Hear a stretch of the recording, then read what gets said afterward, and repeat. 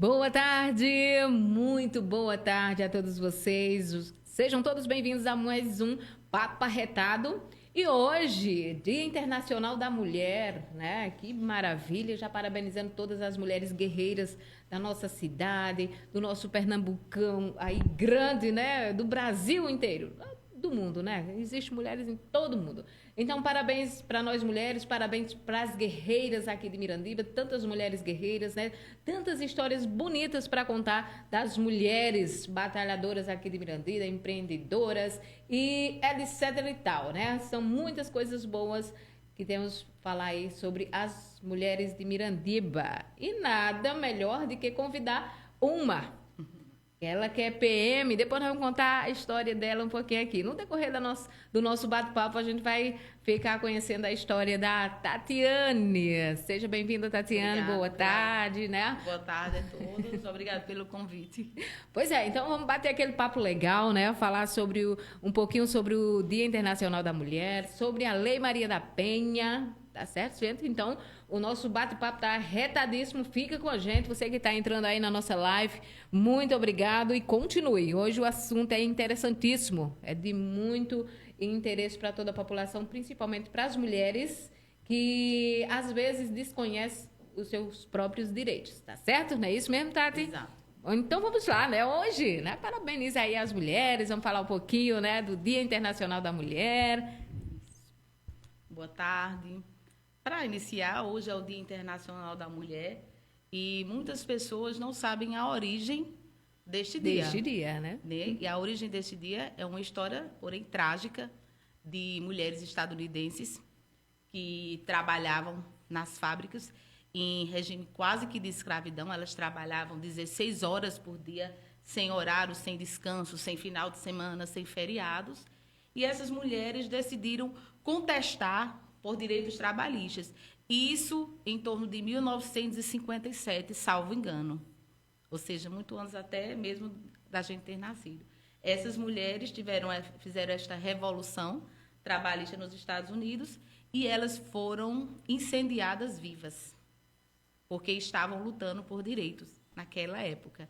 E em homenagem a essa luta, a essas mulheres foi que surgiu esse Dia Internacional da Mulher, devido a esse acontecimento em 8 de março de 1957. Aconteceu a Revolução das Mulheres, né? Como a maioria, né, dos direitos das mulheres, eles sempre, quando a gente fala, né, num direito, numa vitória feminina, sempre tem uma história de muita luta anterior. Mulheres tiveram que sacrificar, né, suas vidas, alguma tragédia, sempre tem algo triste por trás de um direito da mulher. Exatamente. O que é triste.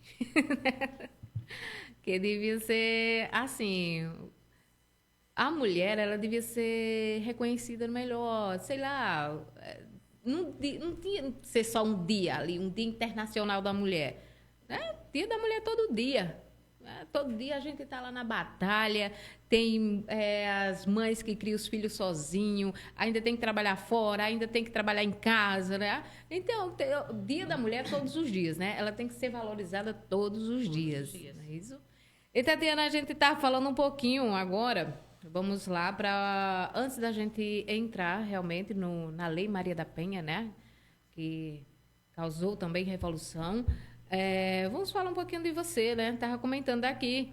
A Tatiane, ela foi a primeira PM de Mirandiba, mulher.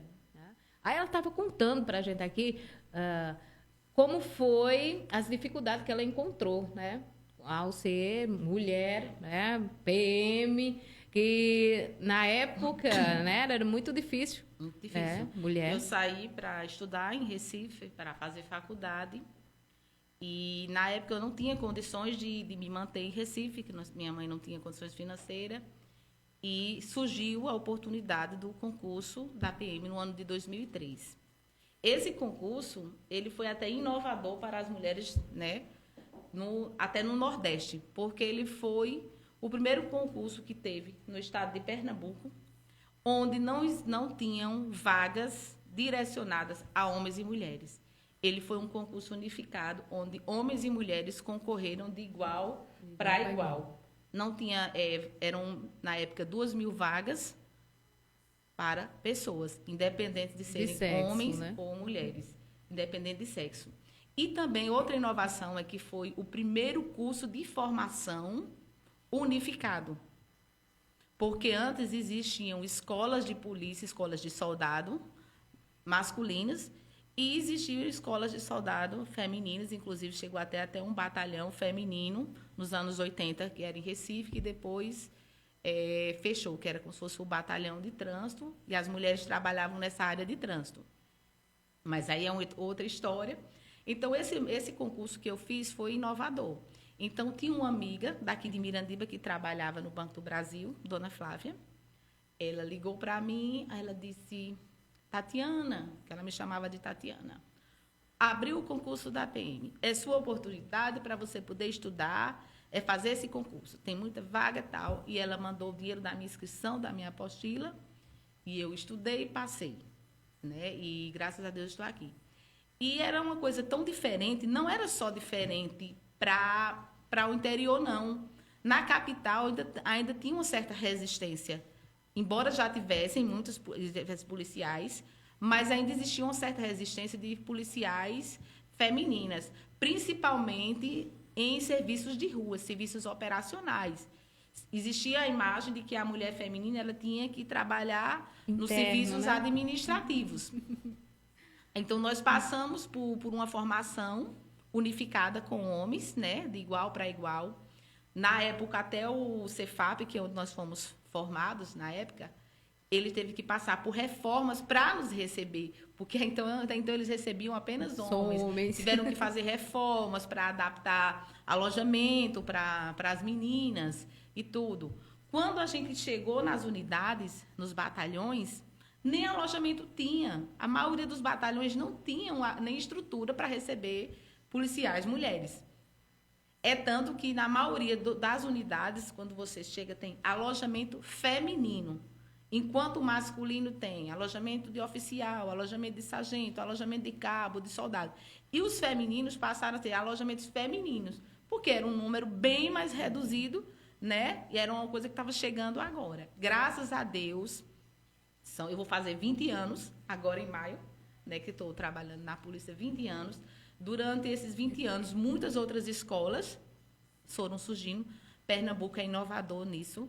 Ele nunca fez essa distinção nos concursos, né, de vagas para homens e mulheres. Muitas outras meninas foram entrando, inclusive aqui em Mirandiba. Depois de mim veio Sabrina, minha prima, depois veio Luciene, né? E, com fé em Deus, outras meninas vão fazer e vão entrar. Né? E hoje as pessoas já têm uma visão mais aberta do que é um policiamento feminino. Mas, assim que eu entrei, nós sofríamos um preconceito imenso. Nós sofríamos um preconceito. Rua, né? A gente sofria o preconceito por ser mulher e eles achavam que a gente não dava conta do recado. Sofria assédio, preconceito porque trabalhava muito com homens. Então, as pessoas, às vezes, podiam julgar, assim, que, porque essas mulheres vão trabalhar, vão pegar aqueles homens tudo e tudo. E não é. Era um preconceito tão grande porque as pessoas só conseguiam ver essa profissão como sendo uma profissão masculina.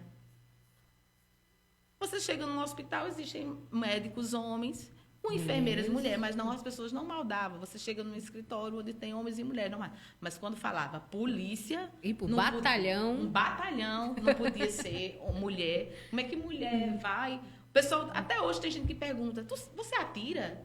Tu não tem medo de pegar numa arma? Assim, ainda tem essa visão, entendeu? A gente leva na esportiva, porque a gente sabe que, infelizmente, é uma cultura muito antiga e que a gente já mudou muita coisa, mas ainda tem muito para mudar. E, graças a Deus, hoje a gente está sendo bem mais recebidas. As pessoas que estão entrando agora já estão encontrando um ambiente mais leve, mais adaptado, com estruturas físicas, né, com alojamentos, com estrutura física, e diminuiu bastante. Eu senti essa mudança ao longo dos anos. E isso é bom. Creio que mude ainda mais, né? Estamos em constante revolução, né? Constante transformação e tem Tem que as meninas de hoje, né, perder também esse medo. A minha menina diz, mãe, eu quero ser policial, mas eu morro de medo. A época que eu disse, não, eu vou fazer o concurso da Polícia Civil. Aí ela disse, não, mãe, pelo amor de Deus, não faça não, mãe, eu não quero mãe na polícia, não. Aí ela disse que acha muito lindo, né? Muito lindo, a mulher ali fardada e tal, mas tem medo de entrar. Assim, é uma profissão que você sai de casa, você não sabe se volta. Isso, porque tem você isso, não né? sabe o que você vai encontrar. Outra coisa, nós, principalmente por sermos militares, requer uma certa disponibilidade muito maior. Você tem que dormir fora de casa, às vezes você tem serviços extras e você tem que se dividir, porque você tem o trabalho e você tem sua família, sua casa. Muitas vezes você tem eventos de família que você não pode ir, porque você está trabalhando. Por exemplo, aqui, né? Natal, aí você escalado, Ano Novo. Aí tem que ir, né? Mas tem que ir, porque a gente não pode se negar a ir. Às vezes, Semana Santa, quando essas épocas de festividade, como Carnaval, São João, fim de ano, é a época que a gente mais trabalha.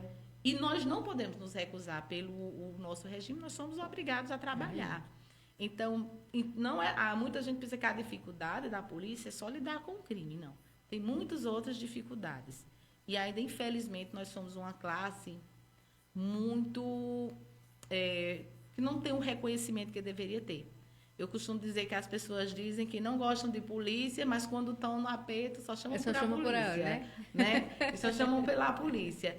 Porque a polícia faz tudo. Tudo que tem, uma pessoa está ali passando mal, primeiro o povo, antes de ligar para um hospital, liga primeiro para a polícia.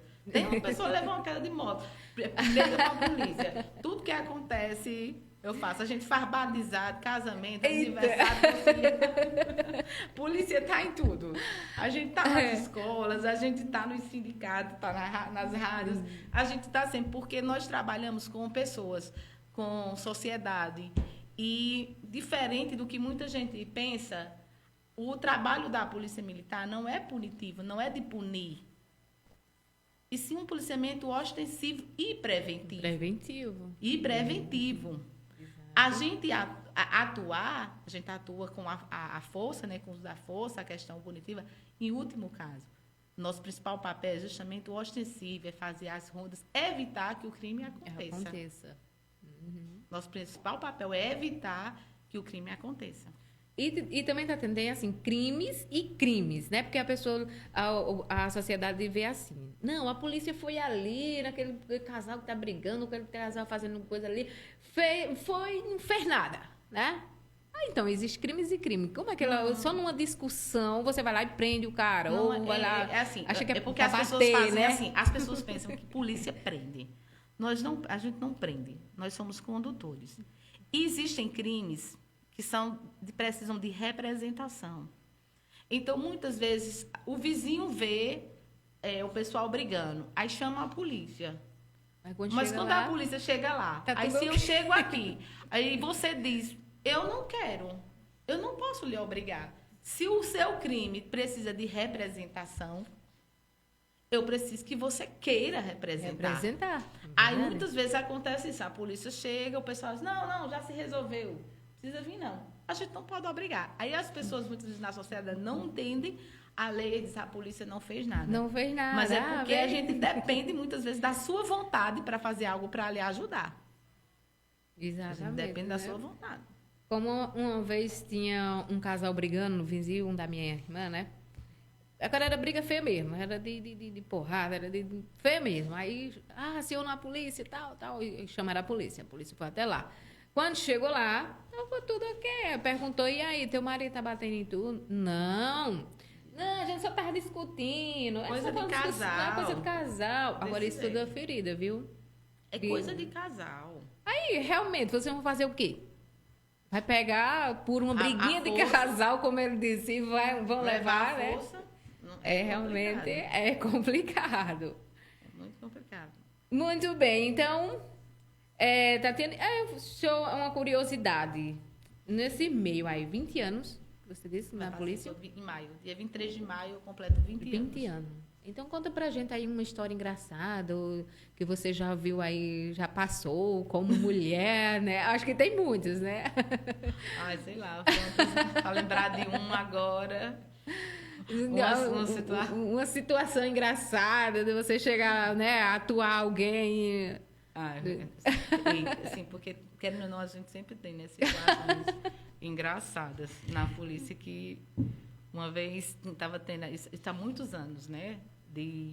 Eu tinha pouco tempo de polícia, eu acho que uns 3 anos de polícia por aí, e eu era bem magrinha, pequenininha, assim, magrinha. Aí estava tendo um evento em Salgueiro, que era um festival de brega, ali no antigo Talismã. Muita gente, estava lotado de gente. E eu estava trabalhando com um capitão, que é até daqui de Mirandiba também, que hoje ele é coronel. E nós fomos para dar um apoio nesse evento. Chegamos lá, já tinham outros policiais. Aí alguém chegou e disse que tinha um pessoal usando droga no banheiro masculino. Aí ele foi e disse, vai o pessoal, o efetivo aqui, os homens vão, e aqui fora fica eu, Tatiane e o outro colega da gente, que também era, nós 3 éramos todos baixinhos e magrinhos, detalhe. E os outros todos entraram lá para verificar essa situação. Depois, lá vem os seguranças com um cara imobilizado. Aí eles chegaram e jogaram assim na gente. Eles não disseram nada, só simplesmente jogaram assim. O cara tava super agressivo. E eles jogaram e foram embora. Jogaram. O cara, quando viu a gente bem pequenininho, ele disse, agora eu vou ficar valente. Eita! Eu vou ficar bravo. Agora eu fico bravo. Aí o meu colega, né, Aureliano, pegou assim, imobilizou ele, e ele bravo, a gente tentando algemar. E ele rodava, e com um pouco lá vinha a família. E quando a gente estava aqui com ele, aí a família subia na gente. Ah, meu e a Deus. gente empurrava, e a família vinha em cima. E a gente empurrava a família, segurava o homem, empurrava a família e segurava o homem. E quando ele endurecia o braço, e a gente tentando algemar, os 3 bem magrinhos, e ele forte, ele fazia assim. Aí eu tive a brilhante ideia, eu digo, sei. Se eu derrubar ele, facilita. Ele era grande? Eu vou derrubar ele. Quando ele cair, fica mais fácil da gente algemar. Aí eu dei um chute assim na perna dele para derrubar. Só que quando eu dei na perna dele, eu saí levando a perna do capitão, a perna do colega. Aí caiu o bolo, todo mundo. Aí quando caiu todo mundo, aí eu consegui botar o pé assim, consegui algemar ele, né? Aí, quando a gente conseguiu algemar, ele colocou no carro, aí todo mundo se acalmou. Aí ficou todo mundo rindo, né? Porque ele subestimou a gente pelo tamanho, e terminou a mulher algemando. Aí tá vendo? Mas derrubou todo mundo. Mas algemou. No final deu tudo certo, né? No final deu tudo certo. Tá vendo aí? Sempre tem umas coisas engraçadas que a gente passa, né? Então, vamos lá, Tatiana. Mas já mandando aqui beijão para o pessoal que entra aqui na live. Deixa eu ver aqui. A Cristiane, a Adélia, Emily, Jusilene, Edna, Maria, Vivian, Saraiva, Júnior, Francisco, Jean, Vanessa, Agnaldo, Pedro, Givonalda. Eu acredito que seja isso. Beijão para vocês, viu, gente? Continue aí na nossa live, tá? Que o assunto é bem interessante. A gente está descontraindo aqui um pouco. Então, vamos entrar agora na Lei Maria da Penha. Vamos lá. Né? Essa lei, né, a Lei 11.340, sancionada em 7 de agosto de 2006, né, passou a ser chamada... Vai fazer 18 anos agora? Isso, né? De maior já. Tá de maior. Ser chamada a Lei Maria da Penha né, em homenagem à mulher cujo marido tentou matá-la 2 vezes. Isso, eu acho, segundo o relato dela, acho que foi mais vezes que ele tentou matar. Sei lá, né? É interessante que era uma farmacêutica, uma mulher de classe média. Não era? De classe média alta, porque é interessante ressaltar isso, que muita gente acha que violência doméstica só acontece em famílias de baixa renda. E a violência doméstica, ela não escolhe classe social, ela não escolhe etnia, ela não escolhe raça, ela não escolhe região. Ela simplesmente existe desde que o mundo é mundo, ela existe. Algumas vezes de forma velada, mas ela existe. Inclusive, quando você vai escutar os relatos de Maria da Penha, quando ela sofria, durante muitos anos, ela começou a maioria das agressões que ela sofria, primeiramente, ela sofria agressões psicológicas. Durante anos, na relação, ela sofria agressões psicológicas no decorrer dos anos, que depois, né, passaram a ser as violências físicas. Sofria ela e as filhas durante anos. Até que no ano de 1983, o esposo dela simulou um assalto onde ele atirou nela e ela ficou paraplégica. Após isso, ele não tendo conseguido tirar a vida dela, ele tentou eletrocutá-la. Mais uma vez, não tendo êxito. Naquele tempo, não existia uma lei no Brasil severa para punir agressores. Né? E se tivesse dinheiro para botar bons advogados, então essa mulher ela começou a travar uma luta judicial contra esse marido. E ele não ficou preso. E porque ele também, né, se eu não me engano, ele também ele era bem gentona, empresário. como diz, né, gentona. Então ela começou a travar uma luta judicial contra ele. E ele não foi preso. Ele, durante essa luta, foram mais de 8 anos. Já pensou? De sofrimento, né? Então, quando ela viu que no Brasil ele estava sendo, né, estavam passando pano para ele, sendo apadrinhado, ela começou a denunciar a redes estaduais de proteção de direitos humanos. Começou a denunciar em redes mundiais. Foi quando precisou vir uma intervenção, né, do mundo dentro do Brasil, porque o Brasil não tinha leis que protegessem a mulher. Para você ter uma noção, o Brasil tinha uma legislação tão machista e que desassistia tanto a mulher, que até no Código de 1940, no Código Penal, o crime de estupro, quando um homem estuprava uma moça solteira, se ele casasse com ela, ele limpava a honra dela e ele não era punido pelo crime de estupro. E se fosse nas relações conjugais, subentendia que o homem estava apenas exigindo o direito dele. Não, né? Então as pessoas tinham uma visão que não tinha, né, estupro de mulher casada. Para você ter uma noção de como a gente evoluiu, graças a Deus. Graças a Deus. Então, precisou que tivesse o Brasil, o Estado brasileiro, foi punido por conta desse processo de Maria da Penha.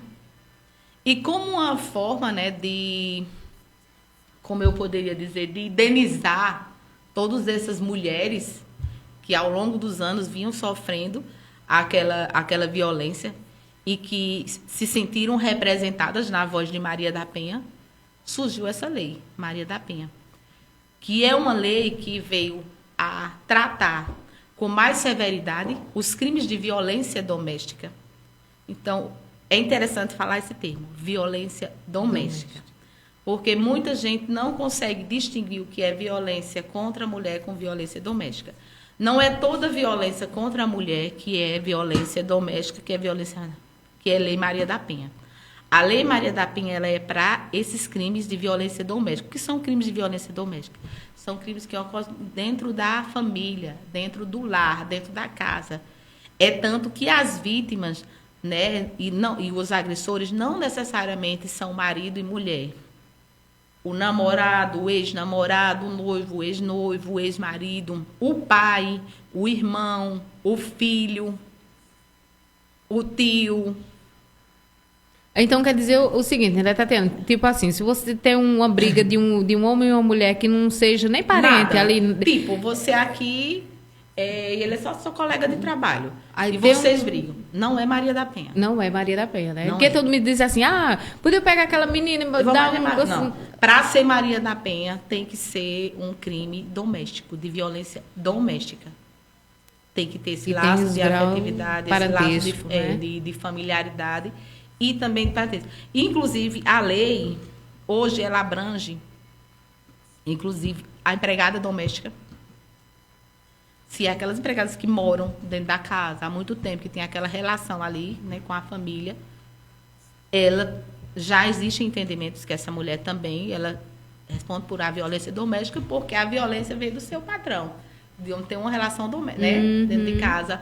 E outra inovação também, que tem hoje na Lei Maria da Penha, é que as mulheres trans, hoje, elas também são amparadas pela Lei Maria da Penha. As relações de mulheres homoafetivas também, nesse caso até a agressora pode ser outra mulher, pode ser uma relação de duas mulheres, uma pode ser a vítima e a outra pode ser a agressora.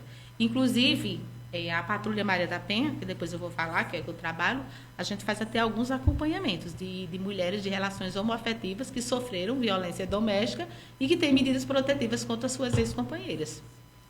Então, a lei ela é muito ampla, ela é uma lei muito abrangente, ela trata realmente o agressor com mais rigor, né? Com esse rigor que não existia na lei brasileira, né? Ela passou a tratar com mais rigor.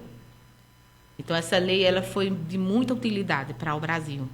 Ela, ao longo dos anos, ela vem se adaptando, vem se melhorando, né? Como o crime de femicídio, que não existia na lei, né? Eu não sei se foi 2015 que passou a incorporar, existiu o crime de femicídio, que é que o femicídio, ele é o estágio mais avançado da violência física, né? O que leva à morte, que até então era tratado como um homicídio comum. Hoje é mais uma diferença. O femicídio não é qualquer morte de mulher também. O femicídio é só no caso também desses crimes contra mulheres em decorrência de violência doméstica. E no caso a pena é maior. Né? A pena é maior. Tem um agravante. Muito bem. Aí é bom, tem um agravante. Aí, às vezes, as pessoas dizem, mas por quê? Uma lei para proteger o homem, para proteger a casa, não sei o quê, tal. Né? Sempre questionam. Porque a lei visou proteger quem é mais vulnerável. Quem estava mais exposto à violência. Que é a mulher. Porque o ambiente familiar, a gente entende como nossa casa, nossa família, sendo nosso ambiente de segurança, o nosso ambiente de amparo, né, de acolhimento. Isso. Então, quando você entra num casamento, você está querendo encontrar uma pessoa para lhe dar afeto, para lhe dar companheirismo, para lhe ajudar, para lhe proteger. Né? Você cria aquele vínculo afetivo com seu esposo, aquele vínculo de amor, e você quer fazer um laço ali com ele forte. Do mesmo jeito, sua relação com seu pai ser seu protetor, o seu irmão. Então, quando você vê que aquela pessoa que deveria te proteger que deveria te acolher, né? Que você criou uma relação de confiança, é a pessoa que está te expondo ao perigo, é a pessoa que está te humilhando, é a pessoa que está te agredindo, é a pessoa que está te denegrindo. Né? Porque a Lei Maria da Penha não é só para a violência física. Não é só a violência física. Nós temos a violência financeira, né? O patrimonial, nós temos a violência psicológica, que é a mais comum de todas elas. E essa patrimonial, a violência moral. Isso. Essa patrimonial é o seguinte, que você vê muitas mulheres dizendo, por que você não deixa ele? Não, porque se eu deixar ele, não tem que eu me manter. Ele é que me mantém, né? Essa não é a violência patrimonial. Nesse caso aí, já é uma dependência psicológica. Psicológica e financeira. Aí não é a violência financeira, aí é uma dependência financeira da vítima. A violência financeira, patrimonial e financeira, é assim. Não tem aquele marido que joga a roupa da esposa fora, queima o documento, toma o salário dela, toma o Bolsa Família, né? quebra os móveis dentro de casa. Muitas vezes chega demais. Olha ali, quebrou meu fogão, quebrou meu ventilador, quebrou meus pratos, rasgou minhas roupas, queimou minhas roupas. Então, ele causa um prejuízo financeiro à vítima.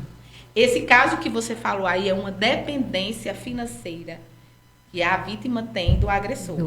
Isso aí é um dos obstáculos que muitas vezes elas botam para não se separar. Já é outro processo. Mas a violência patrimonial e financeira é essa. É quando ele está lhe causando um dano, um prejuízo. Entendeu? Até tem um exemplo que eu até brinco nas minhas palestras, eu disse, quase toda mulher já sofreu um pouquinho de violência patrimonial e não sabe. Aí o pessoal, como? Eu digo um exemplo. Quem aqui não já comprou uma roupa por R$200 ali na loja tal em Mirandiba e disse ao esposo que comprou numa promoção por 50? Quem não já comprou uma bolsinha, o caso nem esconde ali, com medo do marido brigar, reclamar? Né? Isso é muito comum. Mas nem seu marido sabe que ele está fazendo uma violência contra você e nem você às vezes se entende violada. Mas é uma violência, porque é o seu dinheiro, é o seu salário, então ele está querendo controlar o que é seu. Uma coisa é você combinar, fazer um planejamento. Vamos aqui colocar, talvez não compre isso. Outra coisa é fazer de uma forma de imposição e que ele passa a te constranger por conta daquilo. De uma compra que tu fez com o teu dinheiro. Já vi muito. Não, vou comprar isso aqui, mano, mas vou levar escondido, porque se meu marido ver... menina, vai dar nó, né? Então, exato. Aí tem outra questão, a violência psicológica, como eu disse. Essa é o calo da sociedade. Porque ela é silenciosa. Ela é muito comum e você muitas vezes não sente que está sendo violado. Você vai começando a achar os atos de violência algo natural. Começa a autoestima da mulher. Como é que ela acontece? Você está ali, aí começa... Você está ficando feia, você está ficando gorda, ou você está ficando magra demais, né? Fulana ali, opa, fulana ali, fulana toda bonitona, agora tu tá acabada. Cala a boca, tu é burra, tu sabe nem o que é que tá falando. Não tem? Muito. Começa a te gritar no meio das pessoas para te fazer vergonha. Eita, mulher, tu é um inútil, você faz ali a comida, chega, essa comida não presta, essa mulher não serve para nada, não sabe fazer nenhuma comida, eu é quem te dou de comer, senão tu tava morrendo de fome. Começa a humilhar. A violência psicológica é a humilhação. E essa humilhação começa a ser diária. Aí o que acontece? Aquela mulher, de tanto ela ser humilhada, de tanto ele vai dizendo ali diariamente que ela é isso, que ela é burra, que ela é feia, que ela é fraca, ela começa a acreditar que aquilo é verdade. Ela começa a acreditar. Outra, o isolamento, começa a fazer o isolamento dela, das outras pessoas, isola da família, isola dos amigos, isola do trabalho, outras proíbem, às vezes, até de trabalhar, vai isolando, para que ela fique cada vez mais dependente, né, afetivamente e psicologicamente do seu agressor. Isso. Ela começa a acreditar que mesmo aquele homem ruim, dizendo que ela é feia e tudo, é o único homem que vai querer ela na vida. Porque ele tá dizendo tudo isso com ela, né? Tudo ela, e ele diz, se você me deixar, quem vai querer tu com desse menino, não sei o que e tal. Vai acreditar. E ela começa a achar que realmente a única pessoa que vê ela no mundo é ele. E ela começa, de vítima, se achar culpada. Porque o agressor, ele é manipulador. Ele é manipulador. E ele sempre tenta reverter a situação em prol dele. Em prol dele. Então, brigou, ele te humilhou, não sei o que, tal. Depois ele dá um jeito, ele argumenta de forma que você acha que você foi a culpada. Né? Aí vem a violência moral. Como seria a moral? É que está mexendo com tua honra. Sua rapariga, sua puta, você está caçando macho, você é uma rodada, você é isso, você é aquilo. Hoje, muito acontece nas redes sociais. Se separa. Até os adolescentes hoje, impressionante como os adolescentes hoje têm feito isso. Terminam as paquerinhas e começam a difamar. Na escola, a ex. Começa a difamar na escola a ex e tal. Isso é a violência moral, tá mexendo com sua honra, que é justamente os crimes de injúria, difamação, calúnia, dentro da relação. Aí vamos para a famosa... Não, vou falar logo da sexual. Deixar a física por último. Aí tem a violência sexual, que não é só estupro, como muita gente pensa. A violência sexual não é só o estupro. Ela é a mais grave de todas. Né? O assédio, obrigar, né? O sexo, como você já sabe, do estupro. Mas também tem outras formas. Uma muito comum, que a gente vê principalmente nas mulheres de baixa renda. Todo ano quer ter um filho. O homem quer ter um filho. Aí você diz, por que você não toma remédio? Porque meu marido disse que se eu tomar anticonceptivo, não, eu vou ficar fria. Por que você não faz uma ligação de trompa? Não, meu marido não deixa, que diz que mulher, quando faz ligação, fica fria. Não tem, se você escuta a gente. Não, mas a gente escuta esses verdade. É verdade. Né? E isso é uma violência sexual. Você obrigar uma pessoa a ter filhos. Você proíbe ela de se prevenir. Você não deu a ela a liberdade de escolha se ela quer ou não a maternidade. E tem a outra forma também, que é aquela que quer e que o companheiro não quer. Não quer. E te proíbe de engravidar. E te obriga a fazer, né? A tomar injeção, obriga a tomar anticoncepcional porque ele não quer. Também tem muito, viu? Isso também é forma de violência sexual. Uma forma de violência sexual que também mexe com o psicológico é o homem também deixar de dar assistência à sua companheira, assistência sexual à sua companheira, como forma de castigo, de punição. Olha, nós vamos ficar tanto dia, eu vou ficar tantos dias sem ter relação com você, sem lhe dar afeto, em carinho, porque você não está merecendo, porque você é uma mulher ruim, porque você fez isso, porque você saiu com sua irmã, com sua prima, como uma punição. Você abster ela como uma forma punitiva. Também é violência sexual. O beijo, a força, o abraço, tudo isso é violência sexual. Que a gente pensa que é só estupro, né? Aí agora vamos para a física. Que é a que todo mundo conhece. Que é o chute, o empurrão, o puxão de cabelo, né? O tapa. Que começa um tapinha até ali, né? Aqui chega o femicídio. Que começa femicídio num tapinha, né? avalar, você não toma providência num tapinha, isso, né? Vai aumentando o empurrão. Mas é só porque ele tinha bebido, porque ele estava bêbado. Quando ele não bebe, ele é uma pessoa maravilhosa. E ele bebe quando? Sempre. Todo dia. Ele bebe todos os dias. Não, mas a culpa foi minha. A culpa foi minha.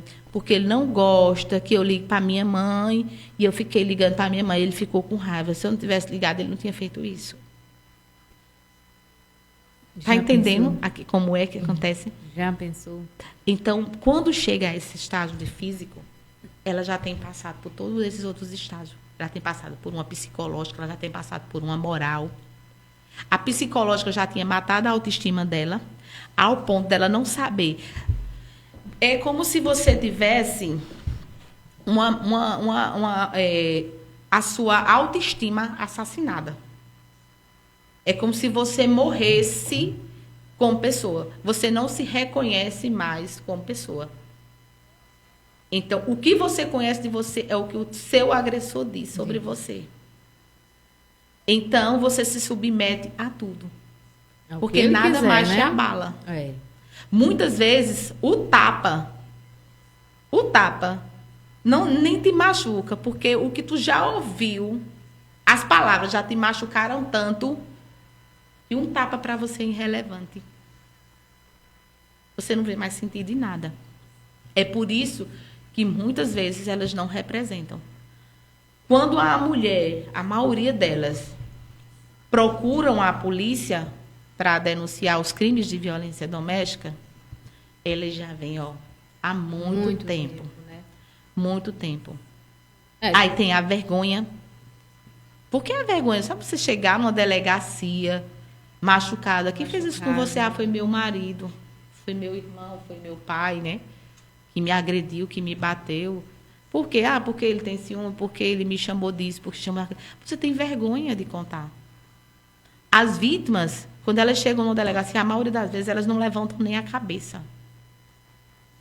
E sempre tem alguém que passa e solta uma piada, porque você gosta, porque você não deixou antes. Ah, é porque você não se separou, porque você não deixou.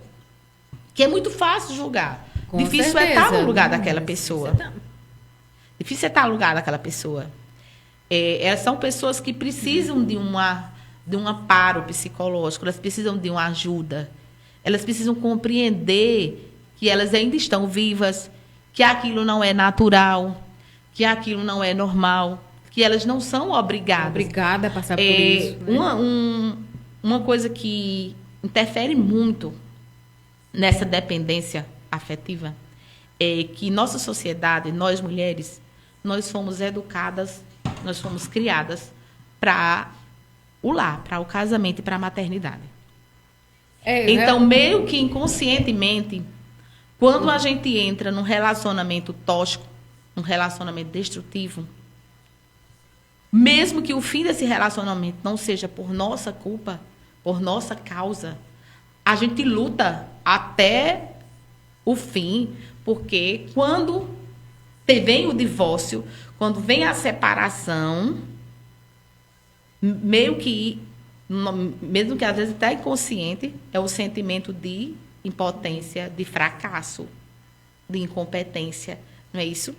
A própria sociedade julga. Mas você vai se separar, é o pai dos seus filhos, você vai denunciar ele. Às vezes você tem uma boa relação com a família.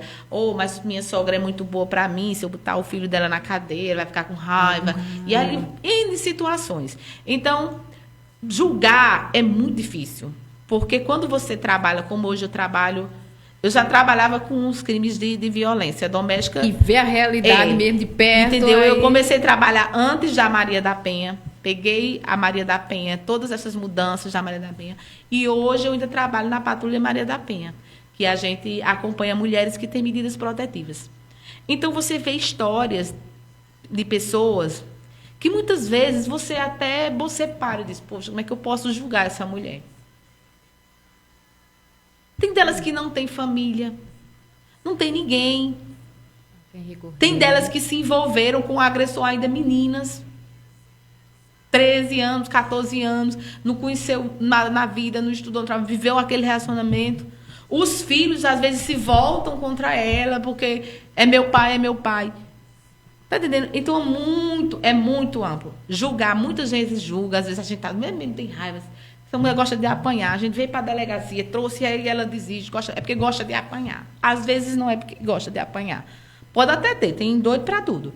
Tem doido para tudo, tem até uns que gostam. E tem outros que realmente não conseguem ainda ir de encontro a esses sentimentos, ir de encontro a esses tabus sociais para poder criar essa coragem. Eu até defendo, assim, às vezes, quando a gente vai para os encontros que tem secretárias, coordenadoras da mulher, eu falo muito na assistência, né? No grupo de apoio. Porque não adianta só a polícia entrar na violência doméstica. É muito importante que os governos, né, municipais, estaduais, no geral, tenham essa rede de apoio. Não tenham essa rede de apoio apenas no papel. Não é só você montar uma sala e colocar uma pessoa lá e dizer, aqui é uma coordenadoria, aqui é uma secretaria. Não, você realmente tem que dar um apoio. Você sabe a diferença que quando você levasse uma vítima dessa para uma delegacia, que chegasse ali uma psicóloga para conversar com ela, um assistente social ou até uma advogada. Você acha que seria a mesma coisa dela chegar, às vezes, só com uma turma da Polícia Militar mesmo, com a guarnição?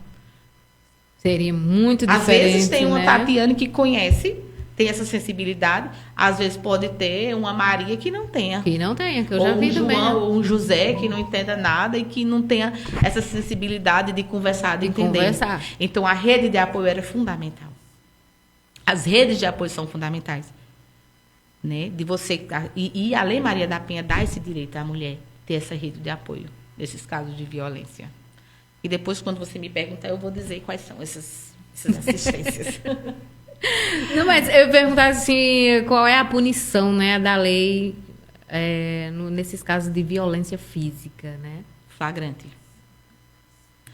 Flagrante. Inclusive, quando a lei foi feita, ela foi feita dizendo que era pública condicionada à representação. O que isso quer dizer? Que para que fosse instaurado, né, o flagrante, o processo, a vítima teria que representar. Depois, houve uma alteração nessa lei, não no todo, mas quando for entre casais, no caso, para relacionamento de homem e mulher, casal, se for acionado a polícia, né? Ela for acionada, chegar lá e tiver visivelmente lesão, agressão física, o Estado ele tem a obrigação de agir, ou seja, o delegado, ele, independente de você querer ou não, ele deve fazer o flagrante, porque ela passou a ser pública incondicionada. Até já como uma forma até de proteger, que às vezes aquela mulher não denuncia por medo, pelas ameaças. Isso. Né? Porque a ameaça também está lá na psicológica. A ameaça, eu vou lhe matar, eu vou matar seus filhos. E Maria, tem muito, né? É o que mais tem. O que mais tem. Se você me deixar, eu vou matar você, eu vou matar seus filhos, eu vou matar sua mãe, vou matar sua família. Entendeu? Aí, nesses casos, no caso da ameaça, é condicionada, tem que a vítima querer. Agora, na violência física, se tiver hematomas visíveis, aí é incondicionada, independente dela querer, tem que ser feito um flagrante. Muito bem. Vamos aqui. Vou dar aqui beijo pro pessoal. Carlos Oliveira, Ana Evelyn, Edivânia, o Pedro, a Pousada, Maria Bonita, coisa assim, Núbia, a Farmácia Saúde Trabalhadora, Edilânia, Bituzinho, muito bem, beijão para vocês, viu? Obrigada. Tá vendo aí como o papo é interessante? É muito bom. As mulheres que deviam estar assistindo essa live, né? Para ver aí os seus direitos, viu, gente? Viu, mulherada? Não, mas vai estar disponível aí no YouTube. A gente vai estar soltando o link para você acompanhar essa entrevista, né? Muito bem. Continuando aí, Tatiane, vamos lá. Acho que a gente já falou, né? Quando é considerado Maria da Penha, foi falado, né? Esses casos aí das violências, né? Os tipos de violência. Que é considerada Maria da Penha, quando há o grau de parentesco, né? Nas violências. Os tipos de violência e os graus de parentesco. Quando um homem ou uma mulher brigando ali que não tem nada a ver, então... Aí agora a gente pode falar a questão dos direitos, né? Que as mulheres que sofrem violência têm, que muitas não conhecem. Não sabem, né? Não sabem dos direitos que a Lei Maria da Penha traz. Porque a lei não é só a questão da punição, mas a lei também fala dos direitos. Por exemplo, eu, Tatiane, sou funcionária da loja X. Na cidade de Mirandiba, sou funcionária da loja X, trabalho em Mirandiba, e eu sofri violência doméstica, eu estou sendo ameaçada, eu estou correndo risco de vida. Mas eu tenho que trabalhar, porque se eu não for trabalhar, meu patrão me demite. Pela Lei Maria da Penha, você pode se afastar até 4 meses sem perder seu emprego, se for para a sua segurança, independente de ser emprego privado ou público. Você pode ter esse afastamento, é um direito. Eu vou ter que ir embora, eu trabalho em Mirandiba e eu vou ter que ir embora porque meus filhos estudam, eu tenho que ir embora porque eu sofri agressão, se eu ficar em Mirandiba, meu marido vai me matar. Eu vou, um exemplo, para Recife, que é uma cidade grande. E agora, como é que eu vou chegar lá? Não vai mais ter vaga nas escolas para meus filhos. A Lei Maria da Penha diz o seguinte: se você for mudar de cidade por conta da violência doméstica, o local onde você for, a escola mais próxima do seu endereço, ela é obrigada a matricular os seus filhos. Ela é obrigada. Ela não tem questão de, não tem vaga, não. Ela é obrigada. Ela é obrigada. Muito bem. Outra questão, muito que falam. Eu não tenho dinheiro, eu não tenho condição financeira. Se eu deixar ele, eu vou morrer de fome. O que é que eu faço? pela Lei Maria da Penha. Caso você não participe de nenhum programa assistencial de governo, o mais comum que a gente conhece, por exemplo, o Bolsa Família. A Leni não tem Bolsa Família e ela sofreu violência e ela dependia financeiramente do marido dela e ela vai, se ela deixar ele, vai passar necessidade. Pela Lei Maria da Penha, esse caso é informado ao juiz, o juiz dá uma determinação que você seja inserida de imediato nesses programas assistenciais. Tá vendo aí? Eu acredito que ninguém sabia, eu mesmo não sabia, né, desses direitos, né, que era obrigado, que geralmente a gente só, Lei Maria da Penha, só punição, né? Só punição, punição. Né? Só mais punição. Muito bem. Pronto, Tatiane. Quer falar mais alguma coisa, né? A entrevistadora é você.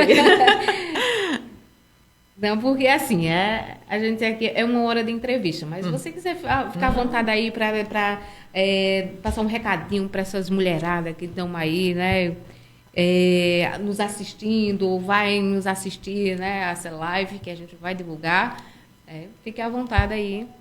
Pronto, eu queria agradecer, né, o convite. Eu gosto muito, né, desses convites de participar, porque quando você dá essa assistência, né, a uma pessoa, muitas vezes, como eu disse, as pessoas sofrem violência e elas só estão precisando de um empurrãozinho, do encorajamento, de um pouco de informação para sair dessa prisão, né? Dessa prisão que é os relacionamento tóxico e a violência doméstica, né? E dizer assim às pessoas que hoje, graças a Deus, tem essa modernidade que não só a mulher cisgênero, mas também a mulher trans está sendo assistida por essa Lei Maria da Penha, assim como as mulheres que têm relações homoafetivas, o que mostra que nossa lei está tratando, né, todos os desiguais, né, de forma igualitária, para que todos tenham seus direitos, né, principalmente o direito à vida, respeitados. Interessante. E dizer às meninas que busquem sempre seu crescimento pessoal. Quando você busca seu crescimento pessoal, quando você busca sua independência, o seu amor próprio, tudo na sua vida se torna mais fácil. A estrutura familiar também é muito importante, porque a maioria dos casos de violência ocorre muito em famílias desestruturadas por drogas, principalmente o álcool. Né? Infelizmente, as pessoas não conseguem ver o álcool como o mal que ele é. O álcool é o principal vilão da violência doméstica. Onde entra tudo, né? Através do álcool. Eu digo a você, a gente nunca pode dizer 100%, mas vamos dizer que 95% das situações que a gente chega, o agressor sempre está sob efeito de álcool. E uma coisa muito interessante, a violência, ela também é aprendida. Ela pode passar de geração. Aí você deve dizer o que você quer dizer com isso. As estatísticas mostram que filhos de pais agressores tendem a serem agressores. Então, você como pai, você é o espelho do seu filho. Você como mãe, a sua falta de atitude hoje pode causar sequelas no seu filho. O que eu quero dizer com isso? Se você, o pai, ele é o espelho do filho.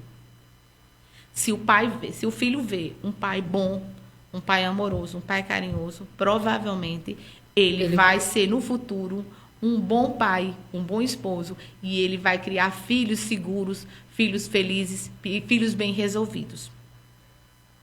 O pai agressor, o filho, ou ele vai ser traumatizado e ele vai se voltar contra aquele pai, ou, como na maioria dos casos, aquele pai herói dele, é o exemplo dele, ele vai achar que aquele comportamento do pai é certo e ele vai seguir, né? Seguir.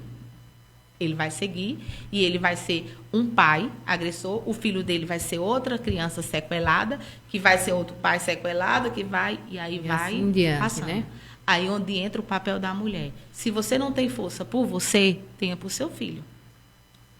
Porque os filhos que vivem dentro de relacionamentos tóxicos, o índice de depressão é maior, o índice de suicídio, de ansiedade, de droga, de alcoolismo, é muito mais frequente do que em famílias bem estruturadas. Mas é verdade, né? Como a Adélia está dizendo aqui, triste, mas é real. É isso, né, Adélia? Tudo que a gente comentou aqui, né, sobre as violências domésticas, a gente vivencia também, assim, vê vizinhos. Eu tenho vizinhos que é desse jeito, né? Acho que todo mundo tem. Olha, a violência, ela é um fato. Você tem um vizinho, você tem um primo, você tem uma prima, uma amiga, você tem, às vezes, sua mãe, né? Às vezes, sua filha, uma irmã. Pois é. Sempre tem. Sempre você conhece tem, bem alguém, próximo, né? Bem alguém próximo. Não existe hoje, assim, hoje é uma realidade. Hoje é uma realidade. É. Muito bem. Eu vou convidar mais uma vez, Tatiana, para a gente estar mais assim. Eu quero ser um podcast com uns papos bem descontraídos, que a gente vai conversando, vai vivendo outras coisas, vai emendando, né? Exato. Aí a gente vai convidar ela mais uma vez, em outra ocasião, tá bom? Para a gente estar falando mais aprofundado, mais detalhado. Você pode estar fazendo pergunta para a gente, que a gente vai, no próximo encontro, a gente vai estar respondendo também, né, Tatiana?